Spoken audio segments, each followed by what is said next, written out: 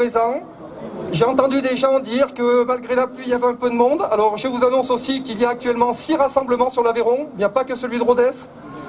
Il y a un rassemblement sur Millau. Et notamment, il y aura, je pense, là-bas une prise de parole pour les amender. Il y a un rassemblement devant l'hôpital de Saint-Afrique, qui est en difficulté avec la réflexion sur un hôpital intermédiaire entre Millau et Saint-Afrique.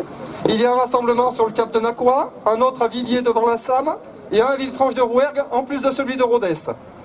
Face à l'explosion de la circulation du virus depuis plusieurs semaines, Macron et son gouvernement n'ont, encore une fois, rien anticipé. Résultat, le pays se retrouve de nouveau confiné pour la 3e fois en un an. C'est donc dans ce contexte liberticide que se déroule ce 1er mai, journée internationale de lutte des travailleuses et travailleurs. Les gouvernements successifs ont préconisé et acté la destruction du secteur public du soin et du lien, ainsi que plus généralement des services publics et de la fonction publique. Restructuration des services et des hôpitaux publics pour les déstructurer. Fermeture de lits. Baisse du recrutement des professionnels de santé. Et malgré la pandémie, le gouvernement refuse toujours d'investir dans ces secteurs, prévoyant 4 milliards d'économies dans le projet de loi de financement de la sécurité sociale 2021, tout en continuant d'offrir l'argent public aux assistés du CAC 40. Ce sont ces manquements politiques qui sont à l'origine de la déconstruction et de la destruction de la recherche publique et de la privatisation de cette dernière au profit des actionnaires. Macron a décidé de laisser les rênes de la politique industrielle en matière de traitement et de vaccins aux grands groupes privés, en totale déconnexion avec les besoins sanitaires et sociaux de la population, en totale rupture du contrat social, économique et politique avec les Français. C'est la signature de l'échec de la politique de prévention et de vaccination, supplantée par des confinements successifs et un état de semi-liberté généralisé. Le gouvernement persiste dans la poursuite de la mise en place des réformes régressives. La réforme de l'assurance chômage, rejetée par la CGT et toutes les autres organisations syndicales, est donc remise sur les rails pour le 1er juillet. Au total, ce sont bien près de 1 700 000 allocataires qui vont perdre totalement ou partiellement des droits. S'inscrivant dans une logique strictement financière, déjà à l'œuvre depuis plus de 25 ans, à EDF, malgré la forte mobilisation des salariés, le projet Hercule, véritable projet de démantèlement d'EDF et de mise à disposition de la production électrique à des entreprises privées, reste d'actualité. De son côté, la SNCF continue à déstructurer le service public ferroviaire en ouvrant toujours plus à la concurrence. Cette dernière ne sert pourtant qu'un seul objectif, favoriser le dumping social entre les salariés des différentes entreprises, voire au sein même d'une même entreprise. Nous avons donc un gouvernement qui, dans le même temps, fait des économies sur le dos des plus démunis, brade ses entreprises et services publics, affaiblit la fonction publique, continue de distribuer sans contrepartie des milliards aux grands groupes privés. Ces derniers touchent des aides faramineuses et licencient actuellement à leur guise. Face à ce déferlement d'attaques gouvernementales et patronales, face à ce déni de démocratie, la CGT œuvre à déployer ses forces pour gagner un monde meilleur, égalitaire et humaniste.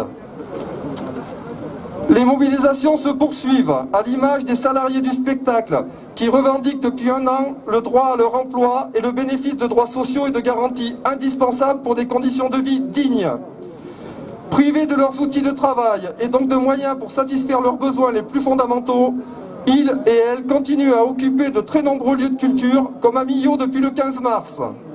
L'une des revendications qu'ils portent n'est autre que l'abandon de la réforme abjecte de l'assurance chômage, qui concerne plus largement tous les précaires et tous les privés d'emploi. C'est bien pour éviter de se retrouver sans emploi que depuis le 14 avril, les salariés de la SAM, avec la CGT, occupent leur usine pour trouver un repreneur crédible, porteur d'un projet d'avenir, garantissant la pérennité des emplois et de l'outil industriel. Cette lutte exemplaire est un symbole tant au plan départemental qu'au plan national. Elle nécessite le soutien de toutes et tous. D'ailleurs, le rassemblement du 1er mai aujourd'hui pour la zone de Decazeville se fait devant l'usine SAM. L'énorme succès populaire qu'ont rencontré leurs différentes mobilisations démontre à quel point les citoyens se reconnaissent dans ce combat. Ils se battent pour leur avenir, celui de leur famille et de tout un territoire, et sont déterminés à aller jusqu'au bout de cette lutte.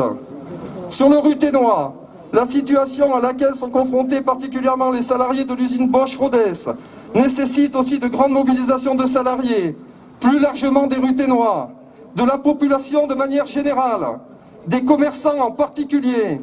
Cela ne peut bien sûr se faire sans un soutien très fort des élus, maires, députés, sénateurs et bien sûr les ministres, si prompts à visiter Rodez quand il s'agit de porter la parole de leur gouvernement.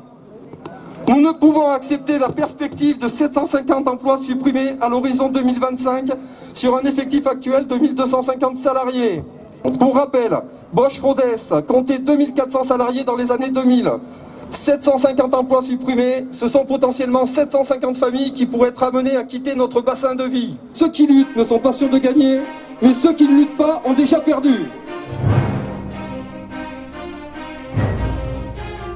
Les entraves à l'exercice de l'activité syndicale se multiplient comme à Millau, avec la situation de Benjamin Thiebaud, élu CSE sous étiquette CGT à l'hôtel Mercure de Millau.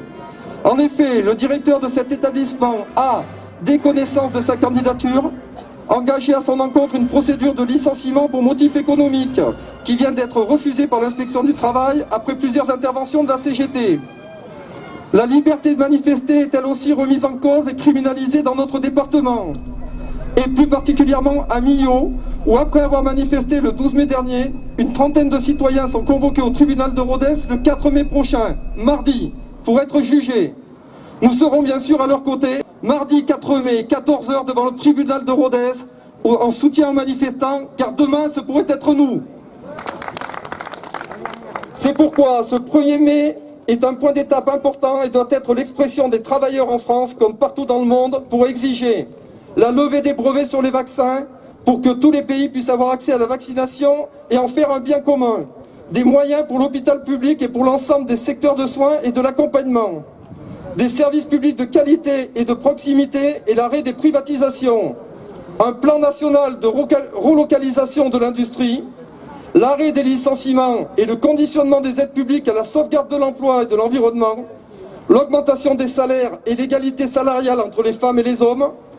La régularisation des travailleurs et travailleuses sans papier sur simple preuve de la relation de travail pour garantir une égalité de traitement dans les entreprises. La réduction du temps de travail à 32 heures sans perte de salaire, accompagnée d'un vaste plan d'embauche pour la jeunesse.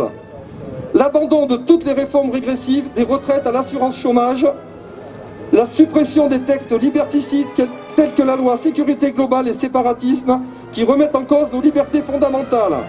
Tous ensemble et dans l'unité la plus large, salariés, privés d'emploi, retraités, étudiants et tous les citoyens de manière générale, mobilisons-nous pour porter le progrès social, international et environnemental.